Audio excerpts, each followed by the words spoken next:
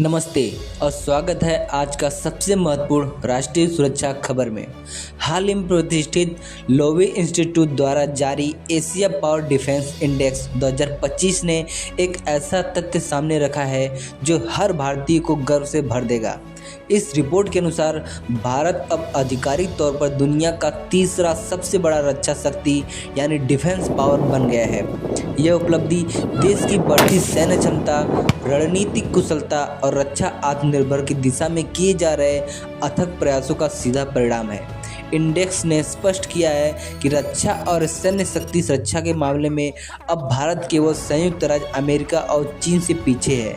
यह रैंकिंग न केवल हमारी सेना की ताकत को दर्शाती है बल्कि वैश्विक भू राजनीति से भारत की बढ़ती धमक को भी स्थापित करती है। इस सफलता के पीछे कई कारण हैं। सबसे पहले सरकार का मेक इन इंडिया और आत्मनिर्भर भारत अभियान। पिछले कुछ वर्षों में रक्षा उत्पादन में घरेलू स्तर पर हमने जो छलांग लगाई है वह अभूतपूर्व है, चाहे वह हल्के लड़ाकू विमान तेजस हो या फिर उन्नत मिसाइल सिस्टम।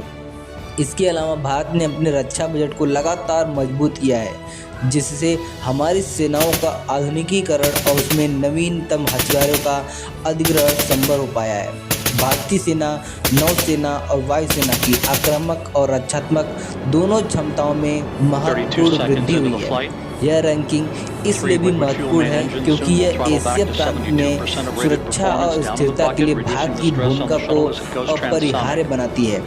पड़ोस में लगातार बदलती सुरक्षा चुनौतियों के बीच भारत का तीसरा सबसे डिफेंस पावर के रूप में उभरना यह सुनिश्चित करता है कि हमारी राष्ट्रीय संप्रभुता सुरक्षित रहे और हम किसी भी बाहरी खतरे का सामना करने के लिए पूरी तरह तैयार रहें।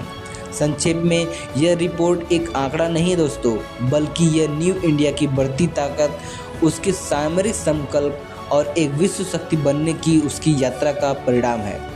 भारत की यह रक्षा शक्ति अब न केवल देश के भीतर बल्कि पूरे एशिया महाद्वीप में शांति और सुरक्षा का एक मजबूत स्तंभ बनकर उभरेगी। धन्यवाद।